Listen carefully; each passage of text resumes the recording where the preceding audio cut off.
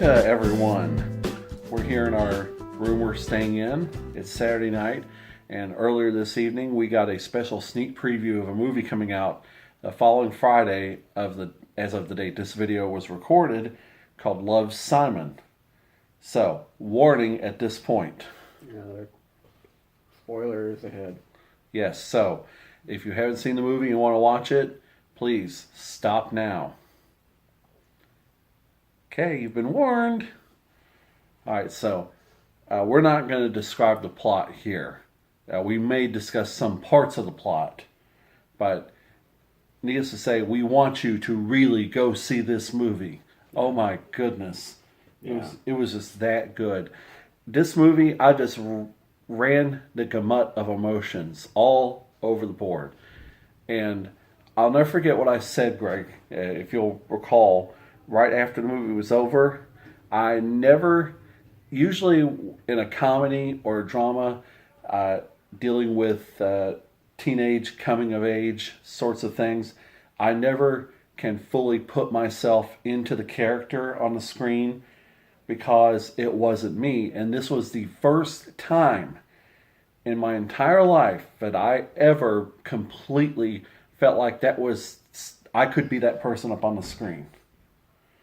That was something similar to what I went through.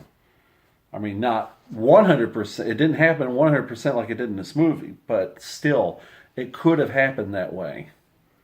I mean, and you get a little bit of everything. I mean, it is one of those teenage coming-of-age stories, but it's about, a gay teenager who's still in the closet and gets outed in a bad way. Mm-hmm. And, very much so. And then there's a little bit of a love story in there, too, and it's just a little bit of everything.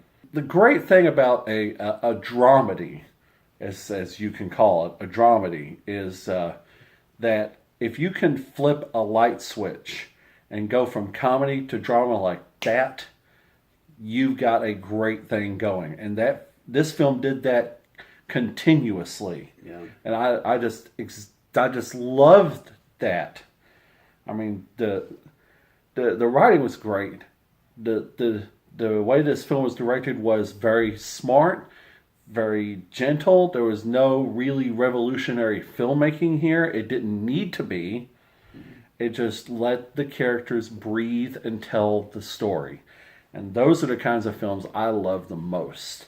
Is just if I can get so deep into the characters, and especially if I can relate to them, especially here. Yeah. There was one great point in the movie to where he gets outed by this other guy named Marvin. Simon eventually just tells him off. And I and probably about 30 other people in the theater, we were all just applauding and cheering that he finally stood up to him. Yeah.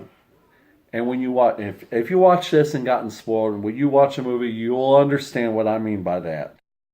The beneficial thing about this movie is it's very important that the teenagers of today have a character that they can relate to if they're going through accepting who they are and coming out and all that sort of thing. I mean, I know I didn't have anyone like that when I was that age, when I was 17.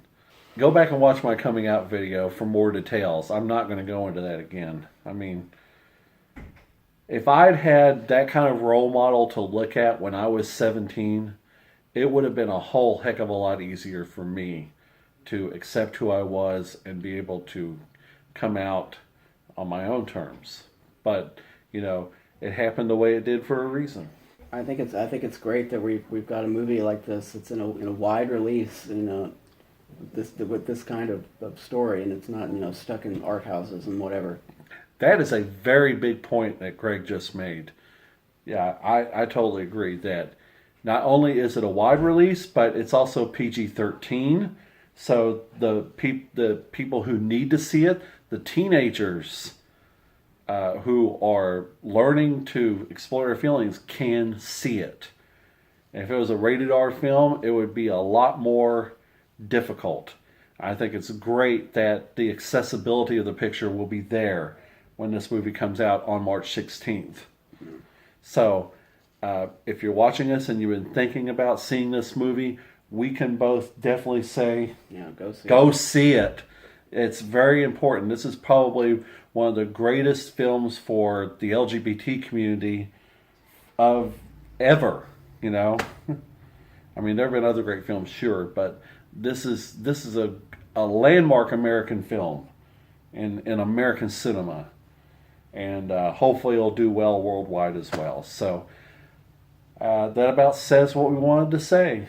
So watch later this week, by the way, for the rest of the Atlanta vlog. Okay. Yeah. All right, and That's the other neat thing. The movie was not only filmed in Atlanta, but set in Atlanta, and we watched it in Atlanta. yes, that's true. That's very true.